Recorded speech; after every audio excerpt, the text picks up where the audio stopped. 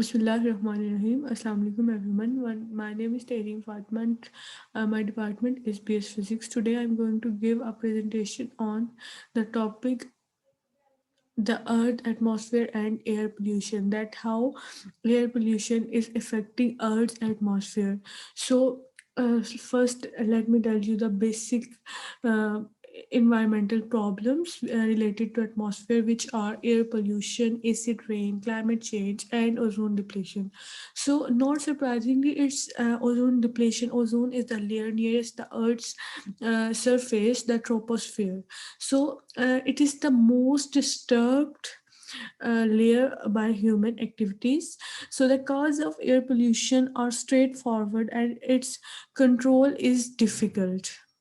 So pollutants are the particles that pollute the atmosphere. So pollutants can be grouped into two main categories.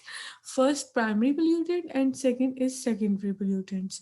So primary pollutants are those who enter the environment directly from a source, such as vehicle or industrial emissions.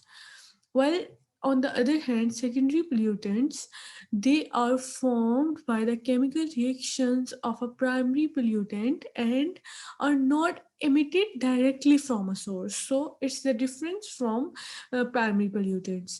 Environmental Protection Agency has set air quality standard for six principal pollutants called criteria pollutants. Both toxicity and exposure time are considered in setting the standard. More toxic pollutants have standards set at lower concentration. Higher concentration of toxic substances are acceptable for limited time. For example, a concentration of 9 ppm of carbon monoxide is safe over a period of 8 hours, while exposure to 35 ppm is safe for only 1 hour. The units of measure for the standard are similar to the unit of percent volume or of atmospheric components. Mole fraction can also be used to calculate volume percent. The quantities can be calculated for a gas as follow: percent by volume, ppm by volume, ppb by volume. So, primary pollutants, as I have earlier discussed, that carbon monoxide is a primary pollutant.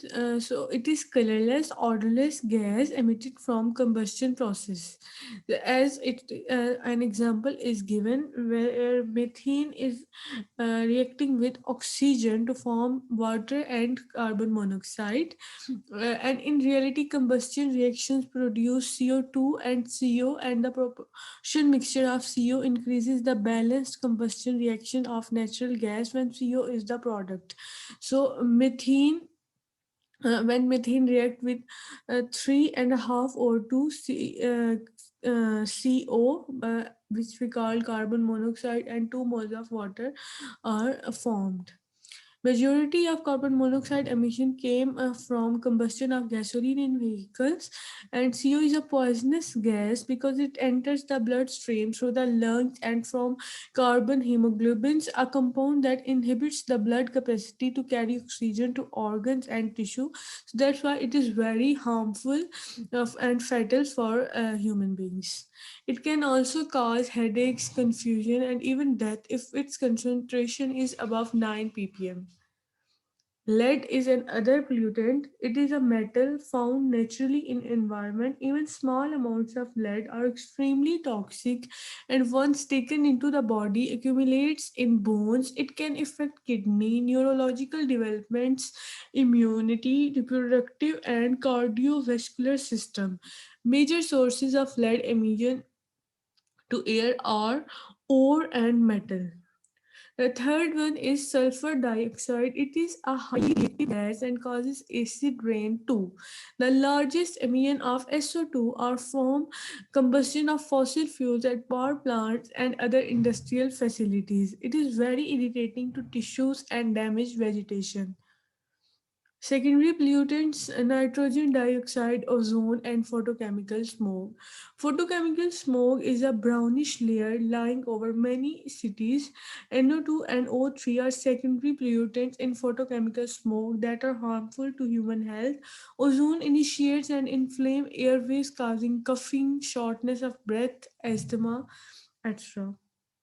Let's look at the mechanism from ozone formation to understand why photochemical smoke occur in warm summer months.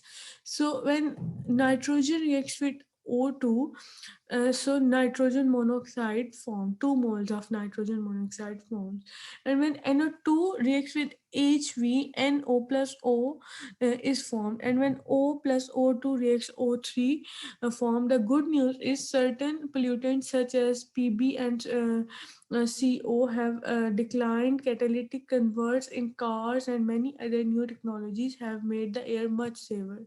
So that's all about my topic. I hope my point will be clear. Thank you so much.